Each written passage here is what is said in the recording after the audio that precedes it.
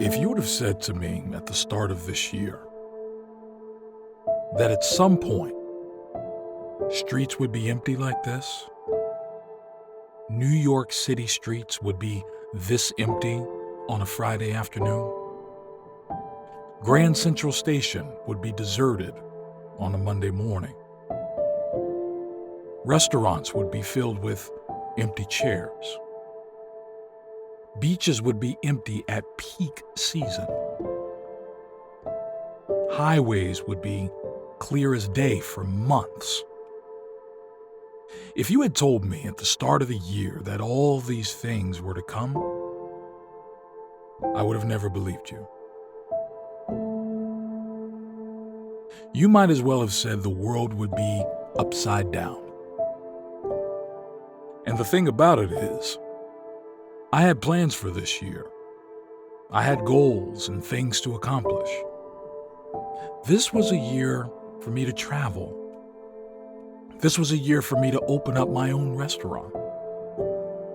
But little did I know that the Lord had other plans. And you know the biggest thing I learned? My biggest lesson was to do with control.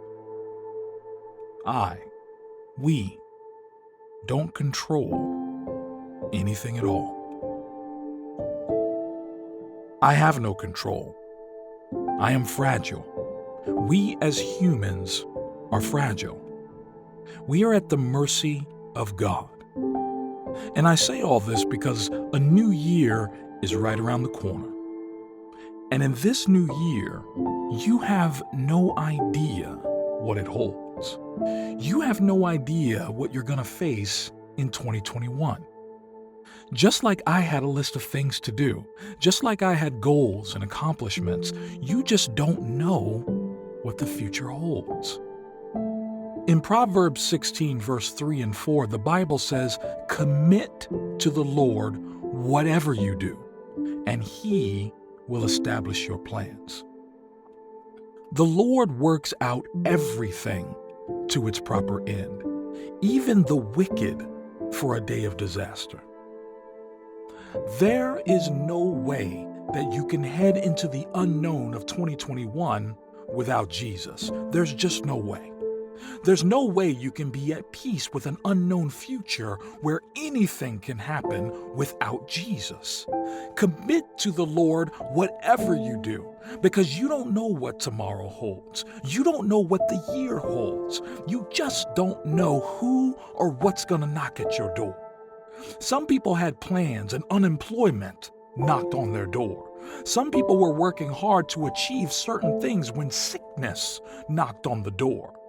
Others were good, enjoying life, until uncertainty and anxiety all knocked on the door of their lives. So what do?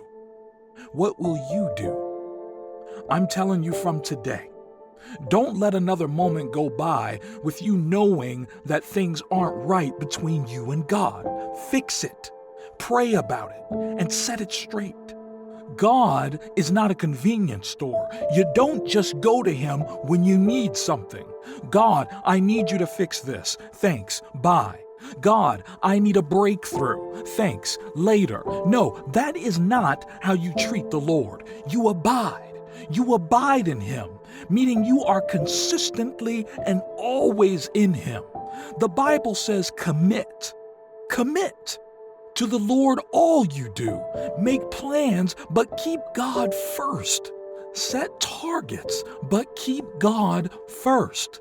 Live your life however you want, but keep God first. Put Him before your plans, before your wants and needs. Put God first, because He is the one who will cause all things to work out for your good.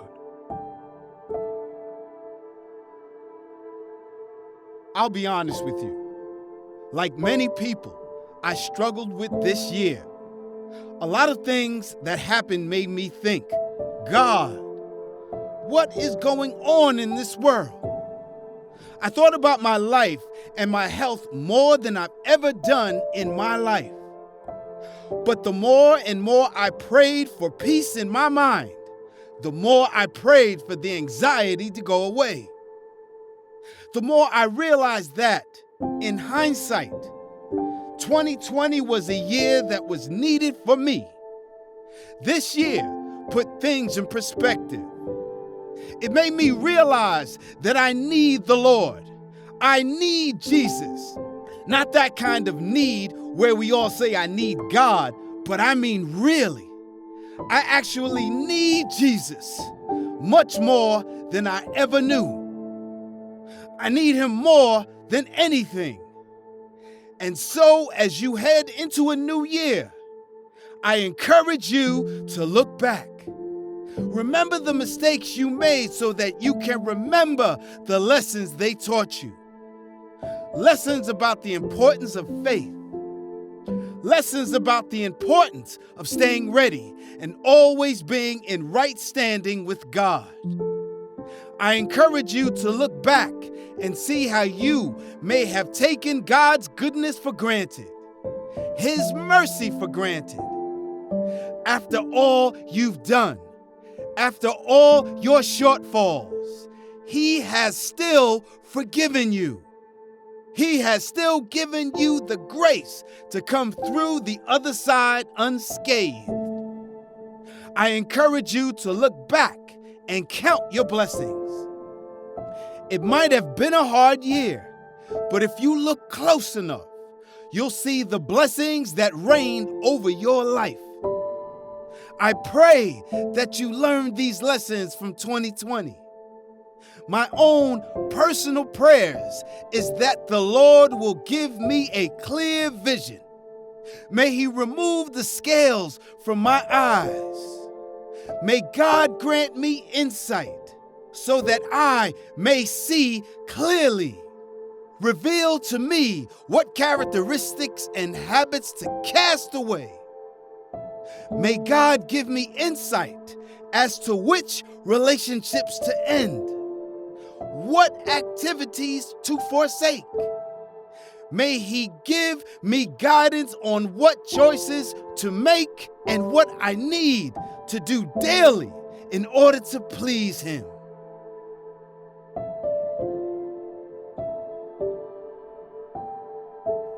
God provides restoration when we fail. God offers hope in an uncertain world.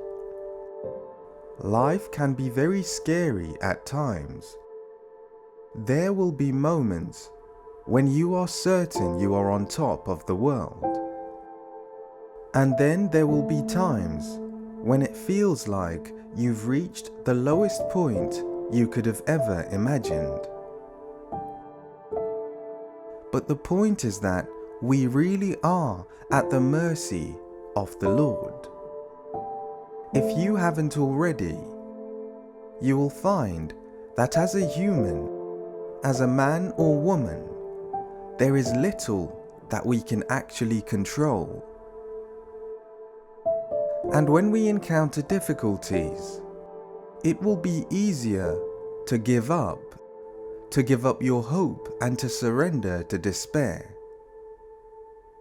However, let me assure you, though wherever the years may find you, despite whatever circumstances you find yourself in, if you follow God, if you make the decision to truly follow Jesus, yielding your life to his direction, then you have a friend who sticks closer than a brother.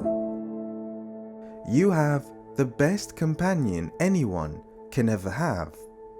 When you lean on and trust in the Lord, regardless of what may come, you will have a meaningful life, whether tomorrow is filled with uncertainty or not, because it's God that will pick you up every time that you fall.